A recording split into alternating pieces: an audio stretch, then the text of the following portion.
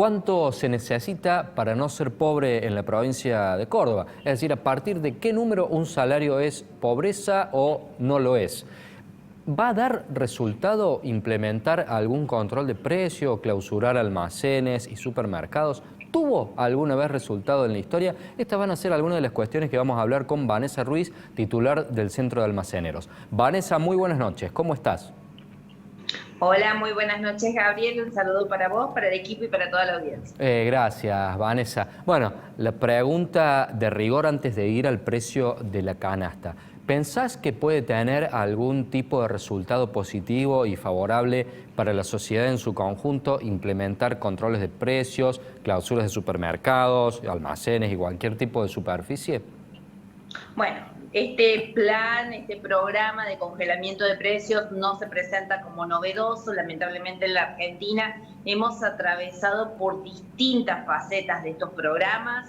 Bueno, por supuesto, tampoco son contundentes en su éxito, sirve solamente en un cierto tiempo acotado y después se agrega todo ese precio que se congeló durante un tiempo. Aumentan Recordemos de que hoy golpe, ¿no? también, claro, no, acá no se toma en cuenta las políticas de fondo y sobre todo en estos programas y estos lanzamientos en una época electoralista, bueno, por supuesto que tampoco lo tiñen de seriedad. Lamentablemente ya hemos pasado por este control de precios, por este control en el último eslabón comercial, el que no es formador de precios, el que recibe los listados actualizados, y también con una gran duda en estos tiempos, en estos momentos, no sabemos cómo se va a implementar o cómo se piensa implementar a todo lo que significa el comercio minorista, porque estos planes, para una vez pensados, tienen que diagramarse para ver cómo va a estar presente los mayoristas, que es el canal habitual de donde nuestros comerciantes se abastecen. No pretendemos un listado ni de 1.247 ni de 1.650 como ahora están ampliándolo, sino al menos de los artículos de la canasta básica alimentaria como para poder ayudar a la ciudadanía si es que se va a hacer presente el plan. Pero bueno, muchas dudas, muy pocas certezas y con programas no tan novedosos. Vanessa, una curiosidad. ¿Cuánto dura aproximadamente un precio en aumentar? Es decir, ¿cada cuánto se va modificando el producto en la lista de precios que ustedes reciben? Mira, hemos tenido momentos donde se han alcanzado casi 4,6 puntos porcentuales de incremento del precio de los alimentos. En esos meses recibíamos listados actualizados una vez a la semana. Hoy por hoy la rotación de una lista de precios ronda entre los 20 días, un mes. Por ejemplo, tenemos un producto que es el que prácticamente todos los meses recibe una actualización, como lo es el aceite. El aceite, para que tomemos dimensión, la canasta básica alimentaria se incrementó 53,5% los últimos 12 meses. Esta canasta básica alimentaria que medimos tiene 60 artículos, pero uno de ellos, por ejemplo, el aceite, subió en los últimos 12 meses 91,21%.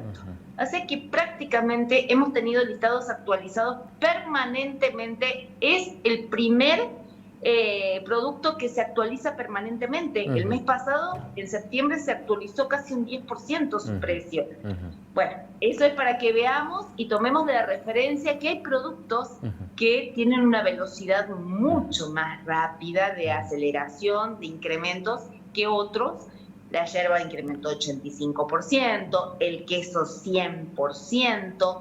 Esto en los últimos 12 meses, bueno, por supuesto, estos precios llegan directamente actualizados de las alimenticias y el comercio minorista tan solo los recibe y los traslada. Y le pone su margen de ganancia, lógicamente.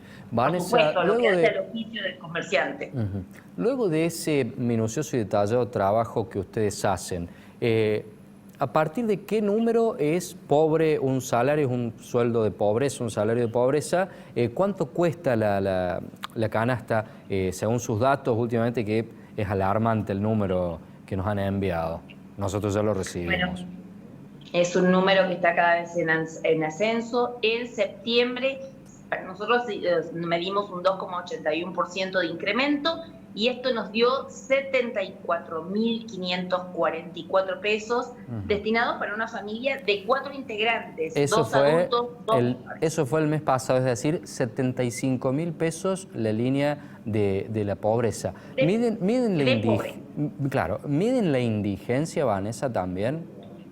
Bueno, la indigencia se sitúa en 54.000 pesos según nuestras mediciones. Esto es para lo que una familia también necesita y estamos hablando de los nutrientes necesarios para que esta alimentación sea equilibradamente saludable. A ver, Y es sumamente doloroso lo que estás diciendo, porque 75.000 pesos, hablamos para no ser pobre, pero ya un número tan grande como 54.000 para la indigencia. ¿Cuántos sueldos hay, cuántos convenios colectivos de trabajo hay que están por debajo ya de la indigencia? es Tremendo así, esto que el me está amplio diciendo Vanessa. segmento. Es que es así, el amplio segmento, es por ello que con estos números tan altos, lamentablemente cada vez más familias pasan a lo que son estas líneas de pobreza y de indigencia, y es por ello que las familias realizan tantos cambios de hábitos en los últimos tiempos. En un desglose del informe que realizábamos, medíamos que el 63,5% de las familias cordobesas destinan más de la mitad de sus ingresos destinados solamente a la alimentación. Y el dato más preocupante que desde ese segmento, el 9,15% de esas familias destina más del 70% destinados a alimentos. Es que si vemos que la velocidad que ha tenido de incremento en precio de los alimentos, veíamos recién 3 productos puntuales, pero por ejemplo la carne se incrementó casi un 80% en 5 meses. O sea, tuvo una velocidad de aceleración muy rápido. 80% en 5 meses. Claro, el segmento de incremento en la carne fue de diciembre a mayo. Realmente, a esa velocidad y con semejante incremento, hoy estamos en que el consumo de carne cayó un 38% y estamos en nuevos valores históricos más bajos de consumo.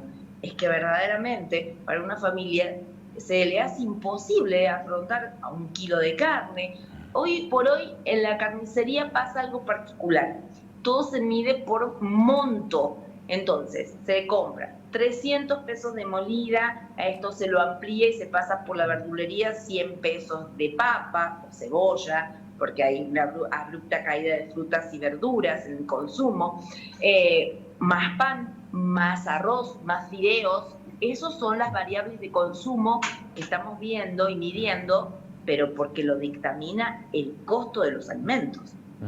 Vale decir que estamos trabajando por un plato de fideos. Es así, verdaderamente, en el segmento más vulnerable y eso que está recibiendo fuertes beneficios para ayudar a la alimentación. El 67% de las familias se está llevando y recibiendo alguna ayuda estatal para hacerse de la canasta básica alimentaria, sobre todo el segmento más vulnerable, que veíamos que literalmente trabaja para comer, pero a su vez la calidad nutricional, y eso realmente lo tendrán que medir los profesionales de salud, cómo está impactando estas variables de consumo, porque hablamos de un mayor consumo de harinas, de aceites, de toda la línea que se ha perdido el consumo de proteínas, por tanto por la carne, y sobre todo de los nutrientes, porque hay un fuerte reemplazo en la línea de los lácteos. Sí, de eso te quería preguntar, Vanessa, nos quedan menos de 60 segundos, pero te quería preguntar si están progresando mucho estas marcas que ofrecen cosas que no son, ese yogur que no es yogur, esa leche que no es leche, ese queso rallado que no es queso rallado. ¿Esto está aumentando el consumo y la oferta también? Van apareciendo cada vez más productos que no especifican muy bien su contenido. Es más, se especifica de una forma muy pequeña, con una presentación muy capciosa que roza prácticamente la estafa, tergiversando el código alimentario. Una caja blanca con una vaquita pero que en ningún momento dice que no es leche, un alimento a base. Tenemos alimento a base de leche, de manteca, de yogur, de café, y cada vez aparecen más productos. Y un tip: las familias encuentran en ello cualquier cosa que diga menos el producto original. Rallado, pero no dice queso. Bueno, de estos lamentablemente sí, porque aparecen más económicos, y en momentos de crisis donde dictamina el bolsillo, aparece como una oferta, y las familias muchas veces no saben que están comprando con un producto que prácticamente tiene solamente de original un 40%. Vanessa, te agradecemos por haber formado parte de Meridiano 64 y por la precisión de todos tus datos estadísticos y todos los números que lamentablemente nos preocupan, debo decirte. Bueno, gracias a ustedes, a disposición. Usted le escuchó a Vanessa Ruiz. 75.000 pesos para no ser pobre, 54.000 pesos tiene que ser el salario para no ser indigente. Argentina produce alimento para 450 millones de personas y estamos viendo que la gente no llega ni siquiera al plato de fideos con puré de tomate. Nosotros nos despedimos hasta la próxima semana. Siga compartiendo nuestra pantalla. Hasta entonces.